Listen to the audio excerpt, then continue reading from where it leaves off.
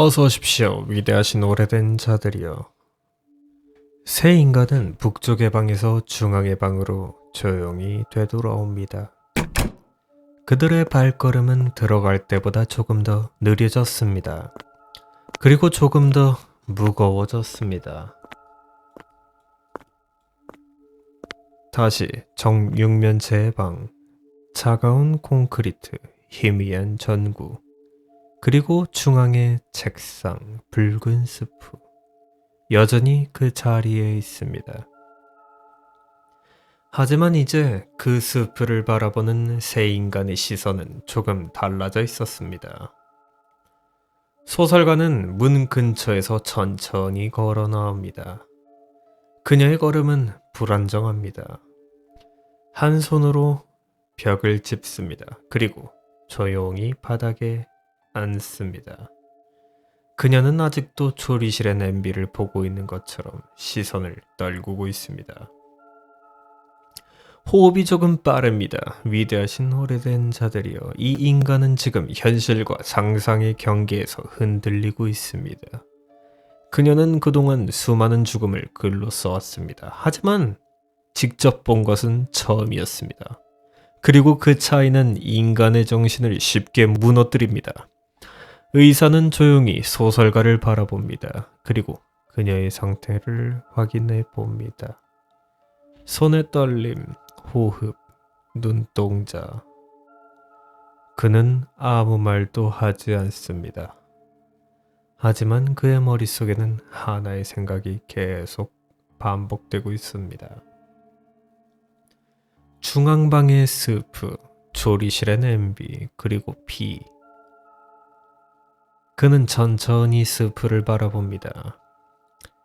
탐정은 이미 다시 움직이기 시작했습니다. 그는 종이를 다시 꺼내봅니다.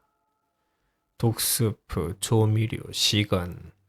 그는 방 안을 한 번 더 훑어봅니다. 그리고 작게 중얼거립니다. 이 방에는 답이 없다고. 위대하신 오래된 자들이여, 인간들은 이럴 때 두 가지 선택을 합니다. 머무르거나 움직이거나. 그리고 이 탐정은 항상 움직이는 쪽을 선택하는 인간입니다. 탐정의 시선이 멈춘 곳은 서쪽의 문이었습니다. 낡은 나무 문. 다른 문들과 달리 조금 익숙한 형태입니다. 철문도 아니고 두꺼운 경리문도 아닙니다. 그저 평범한 문처럼 보입니다. 그리고 그 문은 잠겨있지 않아 보입니다. 탐정은 그 문 앞으로 걸어갑니다. 그리고 손을 올립니다. 문은 가볍게 열립니다.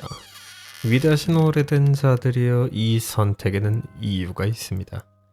인간은 이해할 수 없는 상황에 놓이면 항상 설명을 찾으려 합니다. 그리고 그 설명은 대개 기록 속에 존재합니다. 그래서 그는 이 문을 선택합니다. 의사는 잠시 소설가를 바라봅니다. 그녀는 여전히 바닥에 앉아 있습니다. 하지만 천천히 고개를 듭니다. 그리고 조용히 일어납니다. 완전히 회복된 것은 아닙니다. 하지만 움직일 수는 있습니다. 새 인간은 서쪽의 문을 지나 새로운 방으로 들어갑니다. 문이 열리자 빛이 사라집니다. 이 방은 어둡습니다. 중앙에는 작은 탁자 하나, 그리고 그 위에 놓인 촛불 하나가 천천히 흔들리고 있습니다. 불빛은 약합니다. 하지만 그 방 안에서는 그것이 유일한 빛입니다. 그리고 벽을 따라 책장이 놓여 있습니다. 그리고 책. 수많은 책들이 이 방을 채우고 있습니다. 위대하신 오래된 자들이여, 이 방은 지금까지의 방과는 조금 다릅니다. 이곳에는 폭력도 비도 보이지 않습니다. 이곳에는 지식이 있습니다. 그리고 인간에게 있어 지식은 때때로 가장 위험한 것이 됩니다. 탐정이 천천히 책장 앞으로 다가갑니다. 손가락으로 책등을 훑습니다. 그리고 잠깐 멈춥니다. 왜냐하면 이상한 점을 깨닫기 때문입니다. 이 책들은 읽을 수 있습니다. 이상한 점은 세 인간 모두 서로 다른 삶을 살아왔다는 것입니다. 다른 언어, 다른 환경. 하지만 이 책들은 각자에게 자신의 언어로 읽히고 있습니다. 위대하신 오래된 자들이여, 이제 새 인간은 또 하나의 사실을 깨닫기 시작합니다. 이곳은 단순한 공간이 아닙니다. 이곳은 의도적으로 만들어진 장소입니다. 소설가가 천천히 책장을 바라봅니다. 그리고 손을 뻗습니다. 이번에는 그녀의 눈이 두려움이 아니라 다른 감정이 떠오르고 있습니다. 호기심입니다. 자, 위대하신 오래된 자들이여, 이제 새 인간은 이 방에서 무언가를 발견하게 될 것입니다. 그리고 그 발견이 이 연애의 흐름을 완전히 바꿔놓겠지요. 연애의 기록을 계속하겠습니다.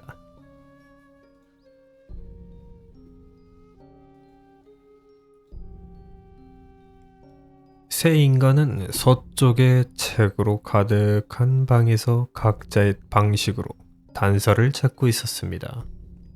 촛불은 작게 흔들리고 있었고 그 불안정한 빛은 책장 사이의 어둠을 완전히 밀어내지 못한 채 그저 가까운 곳만 겨우 비추고 있었습니다.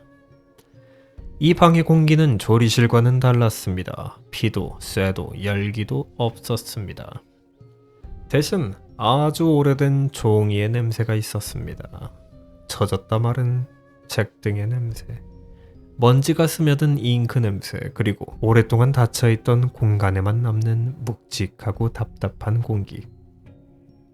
그런데 그 속에 정말 희미하게 아주 조심스럽게 스며있는 냄새가 하나 더 있었습니다. 달콤한 향기. 너무 옅어서 처음에는 착각처럼 느껴질 정도의 향기. 하지만 한번 의식하고 나면 자꾸만 존재를 드러내는 향기. 그리고 그 향기를 가장 먼저 따라간 것은 소설가였습니다. 위대하신 오래된 자들이여, 이 인간은 지식을 머리로 쫓는 인간이 아닙니다. 적어도 이 순간만큼은 그렇습니다. 그녀는 설명보다 먼저 감각으로 반응합니다. 무엇이 이상한지 정확히 말할 수는 없지만 무언가가 자신을 부르고 있다고 느낍니다. 그래서 그녀는 책장 사이를 천천히 걷습니다. 탐정은 반대편 책 등의 제목을 읽고 있었고, 의사는 촛불의 상태와 방 안의 구조를 살피고 있었습니다. 그 짧은 틈 사이로 소설가는 거의 무의식적으로 한 권의 책 앞에 멈춰섭니다. 그 책은 이상하게도 다른 책들 사이에서 묘하게 튀어 보였습니다. 검었습니다. 단순히 오래되어 색이 죽은 것이 아니라 빛을 먹어버리는 것처럼 지나치게 검은 표지였습니다. 그리고 가까이 가자 달콤한 향기는 조금 더 또렷해집니다. 그녀는 천천히 손을 뻗습니다. 책등을 잡는 순간 손끝에 미세한 끈적임이 닿습니다. 책 표면이 마른 것이 아닙니다. 무언가가 표지를 얇게 덮고 있습니다. 그녀는 그 책을 조심스럽게 빼냅니다. 그러자 표지에 가장자리와 책등 사이에 맺혀있던 검은 액체가 손가락에 느리게 묻어납니다. 그 액체는 물처럼 흐르지 않습니다. 조금 더 점성이 있고 조금 더 무겁고 천천히 손가락 마디를 타고 미끄러집니다. 그리고 향기가 짙어집니다. 아주 잠깐. 소설가는 숨을 멈춥니다. 그녀의 표정이 미세하게 풀립니다. 눈동자의 긴장이 조금 사라집니다. 방금 전까지 조리실에서 본 것 때문에 휘청이고 있던 인간이 오히려 지금은 무언가에 안도한 것처럼 보일 정도입니다. 위대하신 오래된 자들이여, 그녀는 그 향기를 위험으로 받아들이지 않습니다. 오히려 익숙한 것처럼 혹은 오래전부터 원하던 것처럼 받아들입니다. 그래서 그녀는 자신이 무슨 행동을 하려는지도 선명히 자각하지 못한 채 검은 액체가 묻은 손을 천천히 들어 올립니다. 그 손은 입으로 향합니다. 급하지 않습니다. 오히려 너무 자연스러워서 더 위험합니다. 마치 그것이 원래 그래야 하는 순서였다는 듯이. 그 순간 의사의 시선이 그 움직임을 붙잡습니다. 그는 애초에 그 액체의 정체를 알지 못합니다. 독인지 약인지 무엇인지 아직 아무것도 확신할 수 없습니다. 하지만 그는 의사입니다. 출처를 알 수 없는 물질, 정체를 모르는 액체, 그리고 그것을 입에 대려는 행동. 그에게는 생각보다 반응이 먼저 나옵니다. 그는 2걸음 만에 거리를 좁힙니다. 그리고 소설가의 손목을 낚아챕니다. 부드럽게 막은 것이 아닙니다. 반사적으로, 그리고 꽤나 거칠게 붙잡아 멈춰 세운 것입니다. 소설가의 몸이 작게 흔들립니다. 갑작스러운 제지에 어깨가 움찔합니다. 그리고 그녀의 다른 손에 들려있던 책이 균형을 잃습니다. 책은 손가락 사이에서 비틀거리듯 빠져나옵니다. 한 번 손끝에 걸렸다가 이내 툭 하고 바닥으로 떨어집니다. 그리고 그 책이 바닥에 닿는 순간 표지는 한쪽으로 젖혀지고 자연스럽게 펼쳐집니다. 촛불이 흔들리는 불빛이 그 열린 면 위로 미끄러집니다. 그 장면을 가장 먼저 본 것은 담정이었습니다. 그는 2 사람 쪽으로 몸을 돌리던 중이었습니다. 의사가 갑자기 소설가를 막는 모습, 책이 손에 빠지는 모습, 그리고 책이 열린 채 바닥에 떨어지는 모습까지 그 짧은 연세를 모두 보고 있었습니다.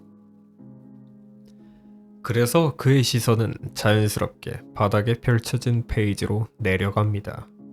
억지로 읽으려 한 것이 아닙니다. 그냥 눈에 들어온 것입니다. 하지만 담정이라는 인간은 원래 그런 존재입니다. 무언가가 열리면 들여다봅니다. 무언가가 보이면 읽습니다. 그는 천천히 한 걸음 다가갑니다. 허리를 굽혀 바닥의 책을 내려다봅니다. 그리고 그 페이지에 적힌 문장을 읽게 됩니다. 중앙의 방, 스프를 마시지 않으면 나갈 수 없다. 북쪽의 방, 체류. 동쪽의 방, 하인. 서쪽의 방, 책은 가져가지 말 것. 남쪽의 방, 신이 잠들어 있다. 담정의 눈동자가 마지막 줄에서 멈춥니다. 그리고 촛불이 한번 크게 흔들리며 그 문장을 더 선명하게 비춥니다. 죽을 각오로 마실 것. 중요한 정보라는 것은 항상 누군가가 의식적으로 찾아낼 때만 드러나는 것이 아닙니다. 가끔은 누군가의 충동, 누군가의 재지, 그리고 아주 사소한 실수 끝에서 가장 선명한 모습으로 드러나기도 합니다. 의사는 아직도 소설가의 손목을 잡고 있습니다. 이제야 자신이 얼마나 세게 붙잡았는지 깨닫고 조금 늦게 힘을 풉니다. 소설가는 아무 말도 하지 못합니다. 그녀는 자신의 손을 바라봅니다. 검은 액체, 달콤한 향기, 그리고 조금 전 너무도 자연스럽게 그것을 입에 대려 했던 자신의 행동. 그제야 그녀의 표정에 늦은 당혹감이 번집니다. 의사는 짧게 숨을 고릅니다. 그 역시 이제야 이상함을 느낍니다. 단순히 위생 문제라 막았던 행동이 어쩌면 더 위험한 무언가를 막아낸 것일지도 모른다는 생각.